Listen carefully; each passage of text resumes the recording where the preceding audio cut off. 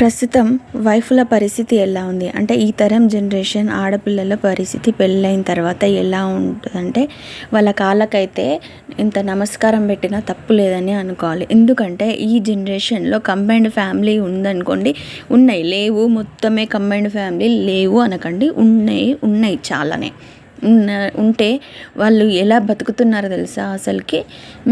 ఒక్కొక్కరు అందరు ఒకే టైంలో లేవరు, లేచిన అందరు ఒకే టైంలో ఇప్పుడు టీ పెడితే అందరు ఒకే టైంలో తాగాలి. నేను ఇంకోసేపు ఒకరికి కాఫీ కావాలి, ఒకరికి టీ కావాలి, ఒకరికి టిఫిన్స్లో కూడా కూరలు కూడా 2-3 కూరలు ఉండాల్సిందే.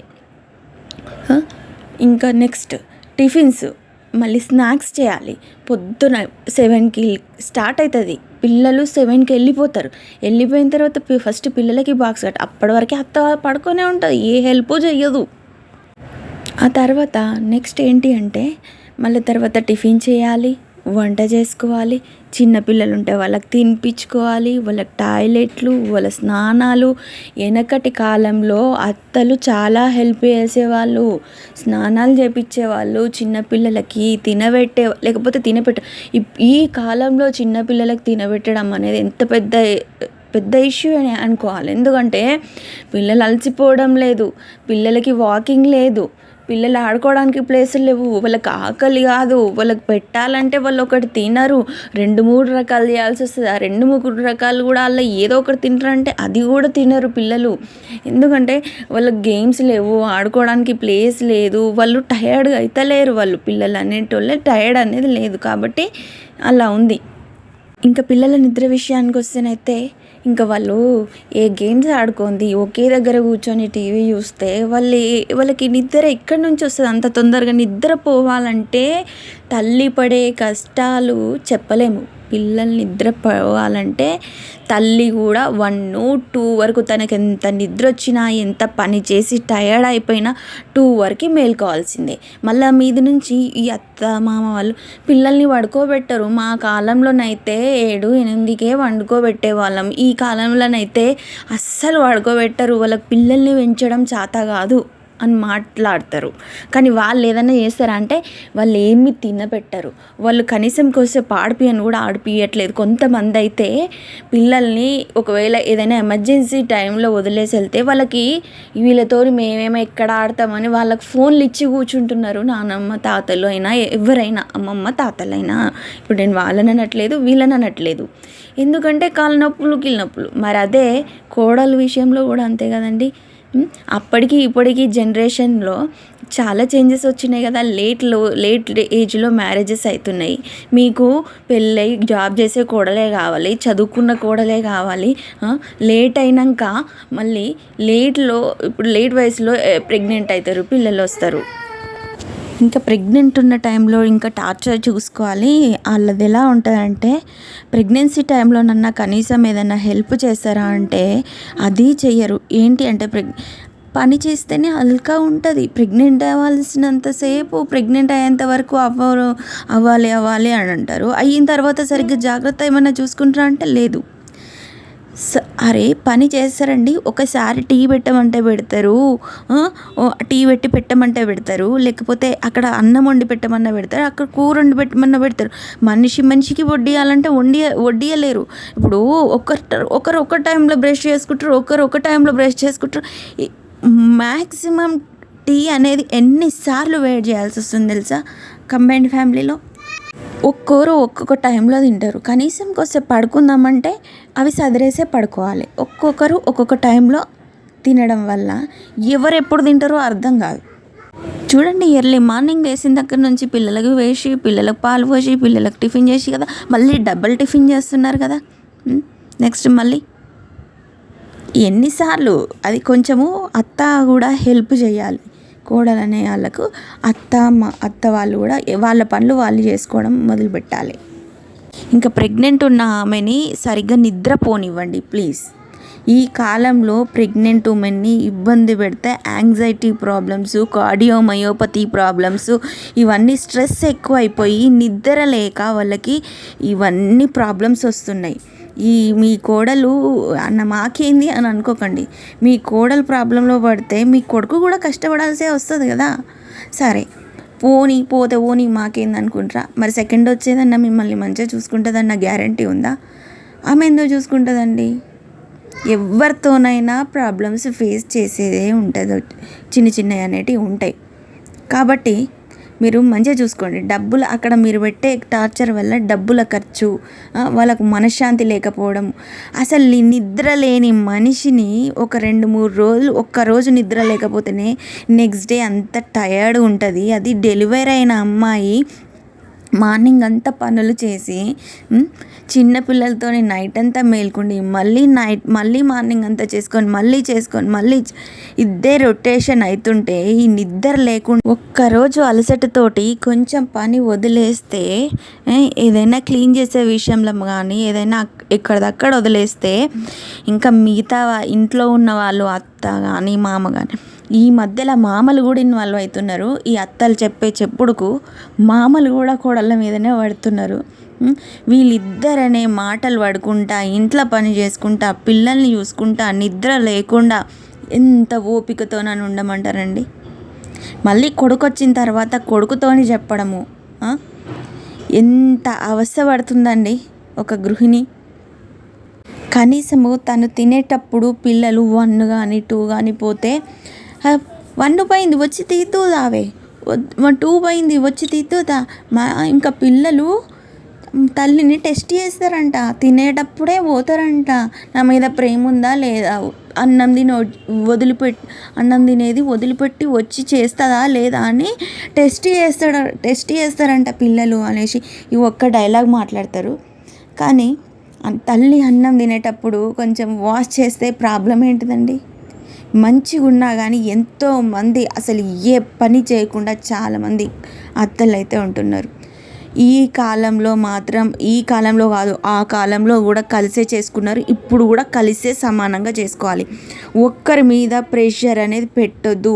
ఎస్పెషల్లీ డెలివరీ అయ్యి చిన్న పిల్లలు ఉన్న వాళ్ళని మాత్రం మంచిగా చూసుకోకపోతే వాళ్ళు యాంగ్జైటీకి గురై వాళ్ళు ఇంకా భర్త సరిగ్గా ఉన్నాడంటే కొంచెం సర్వైవ్ అవుతున్నారు. భర్త కూడా సరిగ్గా లేకుండా తల్లి మాటలు పట్టించుకొని మళ్ళీ అదే వైఫ్నంటే ఒక్కసారి వైఫ్ పొజిషన్లో ఉండి చూడండి. ఏ అబ్బాయిలైనా సరే, మనము ఈ పని చెయ్యమ్మా అనడం, ఈ పని చేసి పెట్టమ్మా అనడం వేరు. ఇది నీ డ్యూటీ, నువ్వు చెయ్యాలంతే, నువ్వు ఎందుకు చేయవు, నువ్వు చచ్చినట్టు చెయ్యాలే అని అంటే ఏ మనిషి కూడా పని చేయడానికి ఇంట్రెస్ట్ చూపెట్టదండి. తనకు చెయ్యాలని ఉన్నా కూడా చెయ్యొద్దు అని అనుకుంటారు, ఒక బానిసలాగా చూస్తే. కంబైన్డ్ ఫ్యామిలీ అంటే అన్ని పనులు అందరూ పనులు సమానంగా చేసుకోమని, ఒక్కరి మీదనే తోసేయడం వల్ల ఈ కంబైన్డ్ ఫ్యామిలీ నాకొద్దు బాబోయ్ అనుకుంటున్నది ప్రతి ఒక్క ఉమెన్. అంతెందుకండి, సపరేట్గా ఫ్యామిలీలు ఉంటేనే పిల్లలతోని ఎన్ని ప్రాబ్లమ్స్ ఫేస్ చేయాల్సి వస్తుంది తెలుసా? పిల్లలతో ఈ కాలం పిల్లల్ని పెంచడం అనేది చాలా పెద్ద క్రిటికల్ రోల్. వాళ్ళకి చదివిపియడం ఎక్కువే, బుక్స్ ఎక్కువే, హోంవర్క్స్ చేయించాలి, అది పెద్ద టాస్కే. మళ్ళీ ఇక్కటి కాలంలో ఇవన్నీ లేవండి. పిల్లలు హోంవర్క్, చదువు అన్నీ తక్కువే. అవేంటి అంటే ఫుడ్ ఐటమ్స్ చేయడం అనేవి అందరు ఎవరి పనులు వాళ్ళు చేసుకునేవాళ్ళు. ఇప్పుడు కీళ్ళ నొప్పులు, కాళ్ళ నొప్పులు అంటారు. మనమే ప్లేట్లలో తీసుకుపోయి చిన్న పిల్లలకైతే ఏ తరహా సేవలు చేస్తున్నామో ఆ తరహా సేవలు ఇంట్లో ఉన్న వాళ్ళందరికీ ఒక్క అమ్మాయి చెయ్యాలంటే మళ్ళీ తిరిగి ఆ అమ్మాయిని మాటలు అంటుంటే పడుకుంటా రాత్రి నిద్ర లేకుండా ఎంతగానో ఓపికతో ఉంటుందండి. చేసిన ఫుడ్ తనను ప్రశాంతంగా కూడా తిననీయరు మళ్ళీ అత్త. ఇక నాన్ వెజ్ తినే వాళ్ళకైతే నాన్ వెజ్ వండిన రోజు కోడలు ఉండాలి, కానీ కోడలు తింటుంటే చుట్టూ ప్రదక్షిణలు చేసేవాళ్ళు కూడా ఉన్నారు, ఎంత తింటున్నారు ఏంటి అని. ఇంకా కొంతమంది అత్తలు ఉంటారండి, చిన్న పిల్లలు ఉన్న కోడలు ఉన్నా సరే, ఆడపడుచులు వచ్చినా ఎవరు వచ్చినా వాళ్ళ ప్లేట్ల కాంచెలు తీస్తుందండి. వాళ్ళ ప్లేట్లు తీసి వాళ్ళు సింకులో వేసుకుంటే తప్పేముంది, ఆ ప్లేట్లు కూడా తీయనియరండి కొంతమంది అయితే. చాదస్తామంటే అది. చుట్టాలు వస్తే ఎంత భయపడుతున్నారు, అందుకనే వద్దంటున్నారు. అర్థమైందా? వస్తే కొంచెం మొత్తం పనులు చేయకపోయినా పర్వాలేదు, చిన్న చిన్న పనులు వాళ్ళు చేసుకుంటే ఎంతో హ్యాపీ ఉంటుంది. తిరిగి మాటలు అనడము, పొరపాటున పాలు పొంగినాయి అనుకో, పాలన్నీ పాడేసింది, ఇది ఇంతే, ఇది ఇట్లనే చేస్తుంది, అన్నీ వేస్ట్ చేస్తుంది, ఇట్లా చేస్తుంది.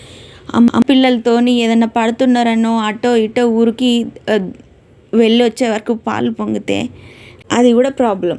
చిన్న పిల్లని పెట్టుకొని బడికెళ్ళే స్కూల్ పిల్లగాన్ని కూడా పంపించుకుంటా పొద్దున్న లేచి 7 గంటల వరకు బాక్స్ పెట్టి హస్బెండ్ ఒక బాక్స్ పెట్టి మళ్ళీ టిఫిన్ చేసిన కోడల్ని కూడా ఏదన్నా ఒక్కరోజు పడుకుంటే మా కాలంలో మేము 4-5 పిల్లల్ని అన్నాం.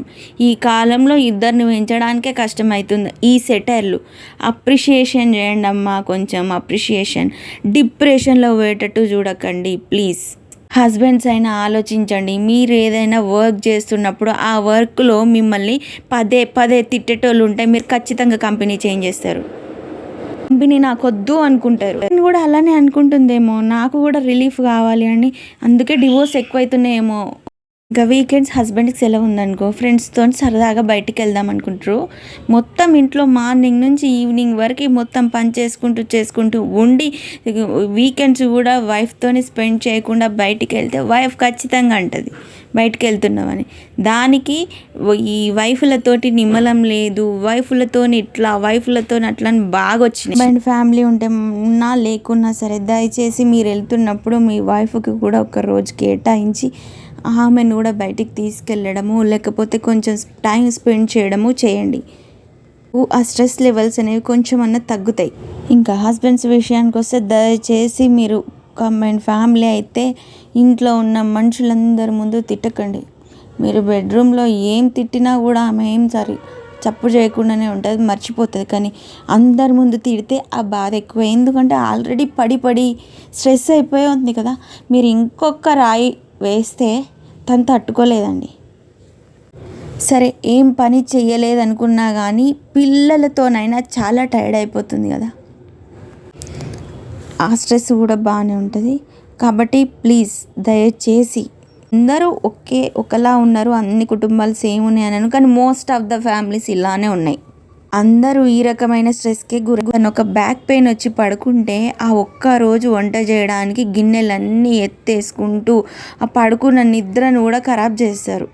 అందుకే అనుకుంటారండి విడి ఫ్యామిలీలో అయితే బాగుంటుందేమో, నా ఇష్టం వచ్చినప్పుడు కనీసం సిక్కున్నప్పుడన్నా పడుకోవడానికి ఛాన్స్ ఉంటుందేమో అని చాలామంది అనుకుంటున్నారు. ఇంకెప్పుడైనా హస్బెండ్ది బయటికి తీసుకెళ్తే అంటే చాలు మూతి ఎలానో అయిపోతుంది అత్తదైతే. ఇంకా పిల్లలని చూసుకోవడం కూడా ఇబ్బందేనా, ఎవరు చూసుకోవట్లేదా అని అనుకోవచ్చు. కానీ ఈ తరం జనరేషన్స్ వేరండి. వాళ్ళకి ఎండ లేదు, వాన లేదు, ఏది లేదు. ఇప్పుడు ఏదున్నా ఇంట్లోనే బెడ్ల మీద, బెడ్షీట్ల మీద, ఆ బెడ్స్ కింద పడేయడం, పిల్లో కవర్స్ కింద పడేయడం, ఇవన్నీ కంటిన్యూస్గా సదరడమే పని. ఇంట్లో ఉన్న వైఫ్కి అయితే కంటిన్యూస్గా సదరడమే పని ఉంటుంది. ఆఫీస్కి వెళ్ళే వాళ్ళకి కూడా చాలా స్ట్రెస్సే. ఆఫీస్కి వెళ్ళి వచ్చినా కూడా పిల్లలు నిద్రపోరు కదా నైట్ టైము. వాళ్ళు పిల్లల్ని ఖచ్చితంగా నైట్ టైం అయినా చూసుకోవాల్సిందే కదా. వాళ్ళు అసలు నిద్రపోంది ఎలా? ఏ మనిషికైనా నిద్ర, ఫుడ్డు ఉంటేనే వాళ్ళు ఎంత ఓపికతో ఫ్యామిలీని లీడ్ చేయగలరు. ఇప్పుడు అవే మిస్ అవుతున్నాయి. అవి మిస్ కావడం వల్లనే నాకు కంబైన్డ్ ఫ్యామిలీ వద్దు, విడిగా ఉందాం అనుకునేది చాలా వరకు అయితే ఇందుకేనండి. అందరూ సేమ్ అత్తలు ఇలానే బిహేవ్ చేస్తారని కాదు, చాలామందిని చాలా వరకు అయితే ఇట్లా ఉంటున్నారు. దయచేసి ఈ వీడియో విన్న వాళ్ళు మా గురించి అంటున్నారు అని అనుకోకండి. చాలా మంది మంచి అత్తలు కూడా ఉన్నారు అనట్లేదు, కానీ మోస్ట్ ఎక్కువ ఫేస్ చేసేదైతే ఇలాంటి ఇష్యూసే ఫేస్ చేస్తున్నారండి. తను సిక్కై పడుకుంటే డోర్ దగ్గరనే ఎదురు చూసే అత్తలు కూడా ఉన్నారు. అంటే ఎప్పుడు లేస్తుంది, ఇంకా లేవలేదా, ఇంకా అన్నదా, సిక్కుంది కాబట్టే పడుకుందండి. తను సిక్కు కూడా ఫ్యామిలీ మెంబర్స్తో హ్యాపీగా ఉండాలంటే రెస్ట్ ఇవ్వండి. హస్బెండ్ అయితే లవ్ ఇవ్వండి, వాల్యూ ఇవ్వండి తనకి. తను సిక్కున్నప్పుడు కొంచెం ఫ్యామిలీ మెంబర్స్ అందరూ హెల్ప్ చేయండి ప్లీజ్. థ్యాంక్ యూ అండి. దయచేసి నేను చెప్పిన దాన్ని మీరు తప్పుగా తీసుకోకండి. ఎవరు కోడళ్ళు కానీ అత్తలు కానీ ఎవరు తప్పుగా తీసుకోకండి. కొంతమంది ఫేస్ చేస్తున్న ప్రాబ్లమ్స్ మాత్రమే నేను ఎక్స్ప్లెయిన్ చేశాను. అందరూ ఇలా ఉన్నారని కాదు, నాకు తెలిసినంత వరకు చాలా మంచి అత్తలు కూడా ఉన్నారు. కానీ చాలా ప్రాబ్లమ్స్ ఫేస్ చేస్తున్నారు కాబట్టి ఈ విషయం మీద డిస్కస్ చేయడం జరిగింది. ఎవరు తప్పుగా తీసుకోకండి, క్షమించండి ఏవైనా తప్పులు మాట్లాడితే.